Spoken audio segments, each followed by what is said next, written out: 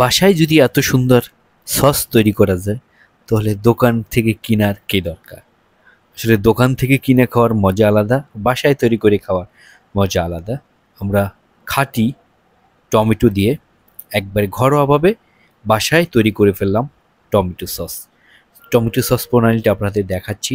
আমরা টমেটো আস্তে আস্তে করে তার ভিতরে রসুন, শুকনো মরিচ এগুলো দিয়ে হালকা একটু পানি দিয়ে সিদ্ধ করে নিব কিছুক্ষণের জন্য।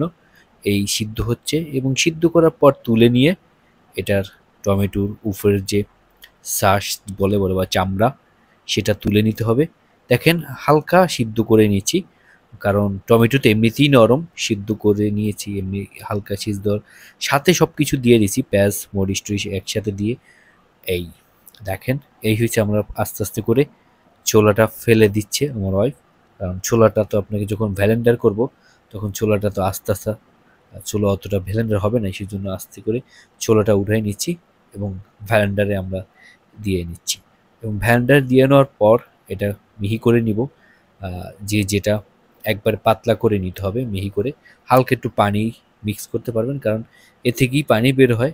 তারপর পানি না দিলেও হবে, হালকা পানি, অল্প পরিমাণ পানি দিয়ে পুরোটা ভেন্ডিং করে নিব। ভেন্ডিং করে নেওয়ার পর এটা আর কোনো ছাঁকারও প্রয়োজন নেই আপনার। এই যে আবার গরম করে নিচ্ছি চুলায়, যেটা জাল দেওয়া হচ্ছে। এই হচ্ছে মেইন প্রসেসিং। আমরা একটু চিনি দিয়ে দিচ্ছি, হালকা লবণ, তারপর একটু হলুদ মরিচের গুঁড়া, সব কিছু মিলে জিলে ভালো একটি রেসিপি বাসায় তৈরি করা হলো। আসলে বাসায় তৈরি করে খেতে পারলে এটার স্বাস্থ্যসম্মত এবং গ্যারান্টিযুক্ত। আমরা অনেক সময় বাহিরের সসের বিষয়টা বলে থাকি, কুমোরের সস, বিভিন্ন রকম জিনিস হয়ে থাকে, কিন্তু এইটা আমরা নিজেরা তৈরি করছি, সেক্ষেত্রে আর কোনো ভেজালের বিষয়টা নাই। আমরা চিনি দিয়েছি, হালকা লবণ এবং একটু অন্য যেগুলা প্রয়োজন সবগুলো দিয়ে একটু জাল দিয়ে তারপর সস তৈরি করে নিয়েছি। আমরা নর্মালি একটু কালারের জন্য একটু ফুড কালার ইউজ করছি, কারণ এটা হলুদ ছিল, একটু টমেটো সস একটু লালচে বর্ণ হয়ে থাকে সস যেটাকে, সেই জন্য একটু ফুড কালার ইউজ করে নিলাম।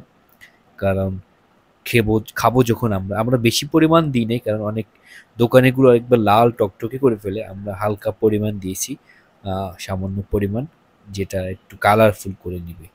এবং একটু ভিনেগার দিয়ে দিলাম, কারণ দীর্ঘদিন সংরক্ষণ করব। ভিনেগার দিয়ে জাল দিয়ে উঠিয়ে নিলাম। বাসায় তৈরি হলো মজাদার টমেটো সস। ধন্যবাদ সবাইকে।